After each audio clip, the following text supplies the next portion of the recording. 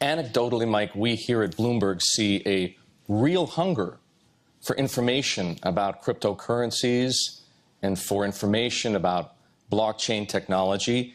Is there yet a similarly real demand, if you will, for access to blockchain technology from clients, or even access to crypto as an investable asset from clients?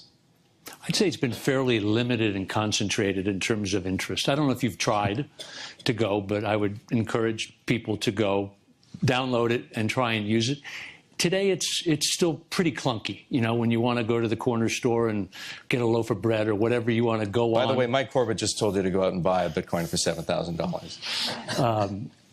And try and use it and try the experience. And I think you'd find it today, you know, my word, you'd probably find it a bit clunky. But again, we can't be dismissive on the underlying technology and ultimately what it represents in terms of the next things that are coming down the pike. I love this idea that you introduced at the very beginning, that governments, or a government perhaps, like the U.S. government through the Treasury Department, might undertake to develop a cryptocurrency of its own. In the meantime, why is it that you think we haven't seen regulators, whether they be here, whether they be in the UK, whether they be in Europe, do what the Chinese have done, which is kind of put a stop to something that does make it almost impossible to comply with Know Your Client and anti-money laundering?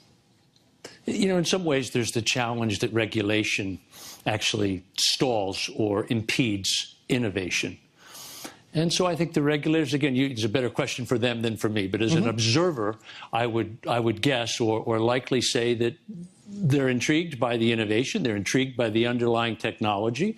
I think there is a future to digital currencies, and rather than cut it off at this point, let it run a bit. But I do believe at the point that it truly does become meaningful and difficult to manage around tax collection, around criminal activity, around tax evasion, money laundering, etc., that governments will have something meaningful to say on that.